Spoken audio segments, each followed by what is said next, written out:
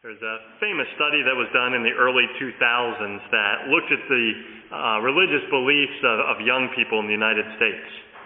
And it found that there was a single dominant set of religious beliefs that young people in large majority held. And it didn't matter whether someone said they were Catholic or Christian or Muslim or none or any other religious group. Universally, young people all shared the same beliefs. And those beliefs were not Catholic, they were not Christian, they were not Islam, they weren't part of any major religious group.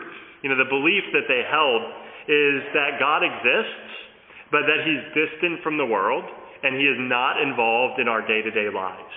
And so we're just kind of here to do our own thing.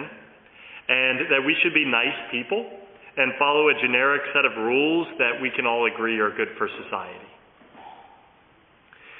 There have been more studies done, and they've determined why they think that set of beliefs is so common among young people.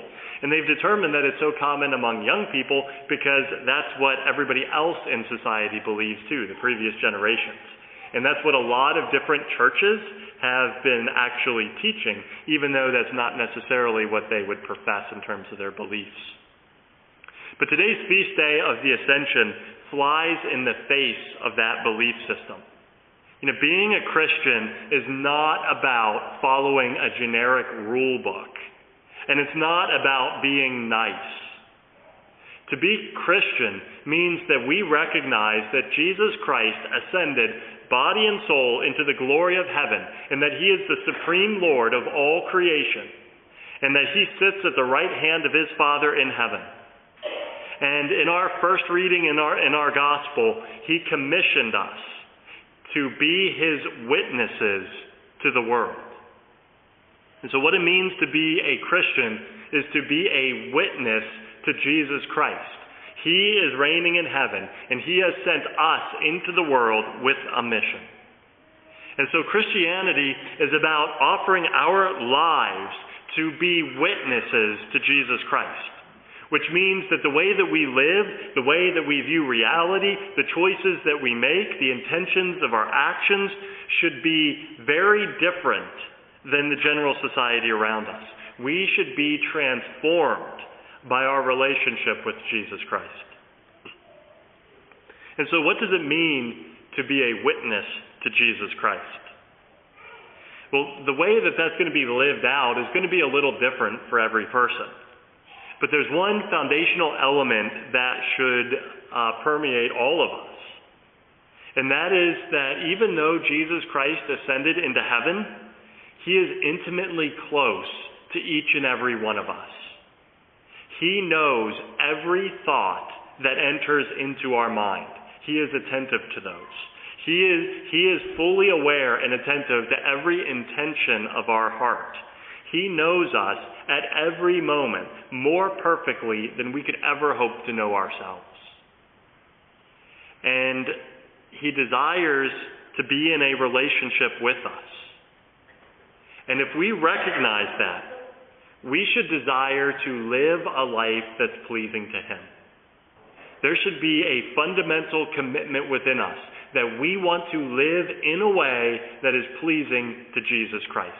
Not following a generic set of rules, but living in accord with what Jesus Christ desires for us.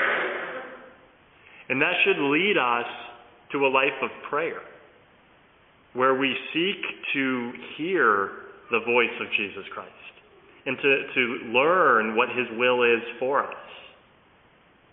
And so what's fundamental in the life of a witness to Jesus Christ is they seek His will, and they want to live in a way that's pleasing to Him.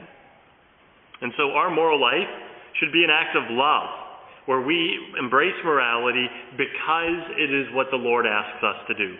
And every thought and every action should bear witness to the reality that we are striving to live as witnesses to Jesus Christ. And if we're not living that way, then we've missed the fundamental purpose of our faith and what we are called to be in this world. Now, if we're really living as witnesses to Jesus Christ, other people should see that there's something different in us. Children who have parents that are witnesses to Jesus Christ should see that their parents that they love Jesus Christ and that they're willing to make sacrifices for him, that they're willing to sacrifice to do God's will. People around us, our friends, our neighbors, should recognize that we go to Mass every Sunday, and that the worship and adoration of God is central to our lives. They should see that, not because we're flaunting it, but because the way that we live reflects what's going on inside of us. There should be a desire in our hearts to share with our friends, with our family members, our kids, why Jesus Christ is important to us. And, we can ask ourselves, have we ever told anyone how we came to know Jesus Christ? Like, how did that happen? What happened in our life and in our hearts that we came to know Christ? And have we told anyone that? Have we told anyone why we've dedicated our lives to serving Jesus Christ and why he is our greatest treasure?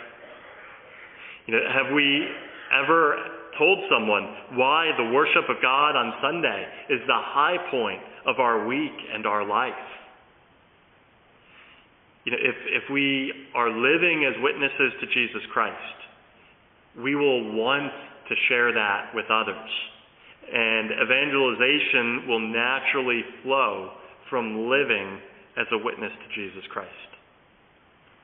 And so I encourage us on today's feast day of the Ascension to ask ourselves the question, are we following a generic rule book and just trying to be nice people? Or are we living as witnesses to Jesus Christ? Is that the heart of our identity in who we are, that we know that Jesus Christ ascended and is in glory at the right hand of the Father in heaven, that he is attentive to our every desire and our every thought, and he wants to be in a relationship with us, and we are striving to live as his witnesses? Do our lives cry out and testify to our faith in Jesus Christ, who at this very moment is seated at the right hand of the Father?